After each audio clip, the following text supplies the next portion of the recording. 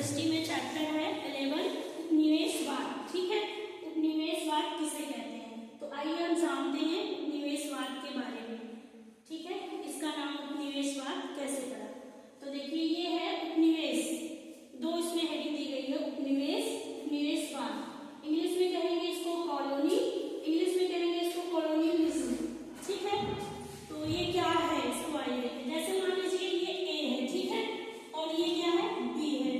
ठीक, ए हमारा क्या है, बहुत शक्तिशाली देश है, और इसको मान लीजिए इसके पास राजनीतिक रूप से भी शक्तिशाली है, आर्थिक रूप से भी ये शक्तिशाली है। शक्तिशाली का मतलब कि ये बहुत पावरफुल है, इसके पास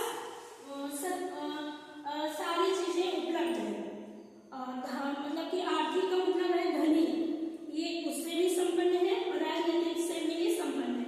और ये हमारा क्या है कि बहुत कमजोर है, इसके पास आर्थिक रूप से भी ये कमजोर है, राजनीतिक रूप से भी कमजोर है, इसके पास कुछ भी नहीं है। तो ये क्या है, ये क्या करेगा, इसके ऊपर ये कब्जा कर रहा है। ठीक है, शोषण, आर्थिक रूप से भी कब्जा कर लिया और राजनीतिक रूप से भी कब्जा कर लिया, तो ये शोषण करता है इसके ऊपर।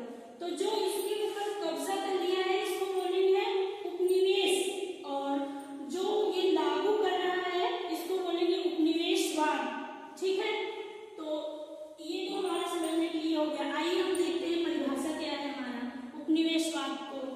देखिए, शक्तिशाली और उन्नत राष्ट्रों द्वारा पिछड़े राष्ट्र के लोगों पर नियंत्रण और शासन स्थापित करना ही हमारा उपनिवेशवाद कहलाता है। जैसे मान लीजिए हमारा भारत है और ब्रिटिश लोग क्या किए थे, इस पे शासन कर दिए थे।